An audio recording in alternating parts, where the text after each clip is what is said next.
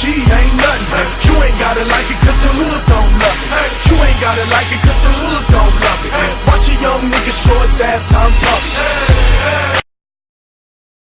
Hello guys, Kid26 here, and this is my review for The Maze Runner. The Maze Runner is the new science fiction action thriller film written by Wes Ball and stars Dylan O'Brien. The film follows Thomas, who is deposited in a community of boys after his memory is erased, soon learning they're all trapped in a maze that will require him to join forces with fellow runners for a shot at escape. Now, I was not exactly fanatically excited for The Maze Runner. It's another book adaptation. I mean, seriously, Hollywood, don't we have enough this year? I mean, you failed with The Giver. If I Stay was cool, and now we have The Maze Runner. So, was The Maze Runner accelerating enough to its own adaptation?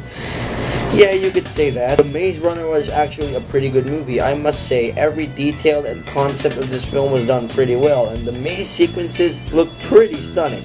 But somehow the power that it gives to the audience isn't really there. The Maze Runner has a terrific cast, don't get me wrong. They got the dude from Narnia and We're the Millers and the guy from The Internship. I mean, this is one hell of a cast. Dylan O'Brien was terrific as the protagonist in this movie. His character is really him. The way he gives out emotional expression was so bold and so well executed, and the way he did it was so fantastic and was so well done. As for Will Poulter in this movie, it's basically the best part of the entire runtime of the movie. You kind of feel bad for Dylan O'Brien's character because this guy played by Will Poulter always keeps on picking on him and treats him like a pile of turd. And I thought Will Poulter in his early 20s did that source of material very well. Script could get a bit wrong. I mean, sometimes the Maze Runner could get a bit confusing at some quantities and sometimes it doesn't, but I was still completely entertained.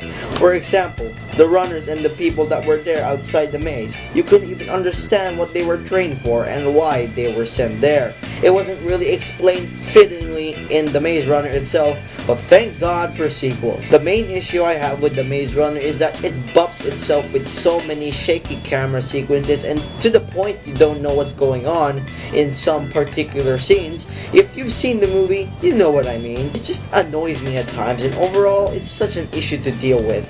Lastly, the direction of this movie was really well done. I felt that the director read the book and he was like, I want to make that film adaptation to this. Let's do that. So, yeah.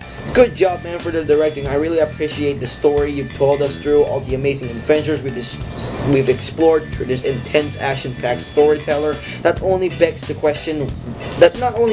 question what are they trained for and why the heck were they sent there for a reason, but contemplates itself very well on the word freedom, survival, and sticking together and friendship.